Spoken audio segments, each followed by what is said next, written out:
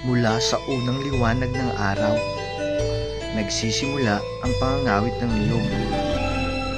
Bawat bunga, iniipon at tinatapasan, maingat na tinatanggal ang bunot bago ihanda sa pagbibiyak.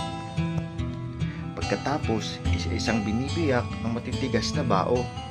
Kapag nahiwalay na, tinataob at ginagatungan hanggang sa magkulay ginto ang laman.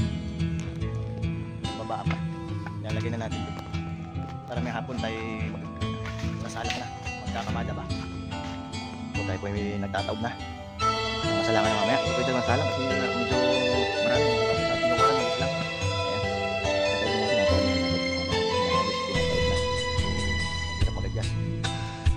Happy farming. Lukat-lukat muna. Bye-bye. Salang mamaya.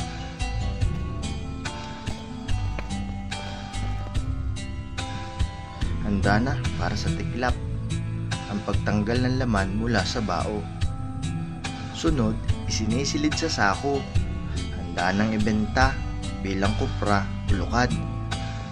Ngayon, bumababa naman ang presyo. Pero hindi malilimutan ang mga panahong tumas ito. Salamat sa mga naging daan at biyayang iyon. Sa mga kabataan, mag-aral kayong mabuti. Hindi nakakahiya ang paglulukad, pero mabigat, mainit at mahirap.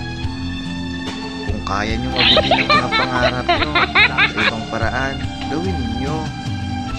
Para balang araw, kayo naman ang bibigay ginhawa sa magulang ninyong kumakayod sa araw at usok ng kopra. Ganito ko lang.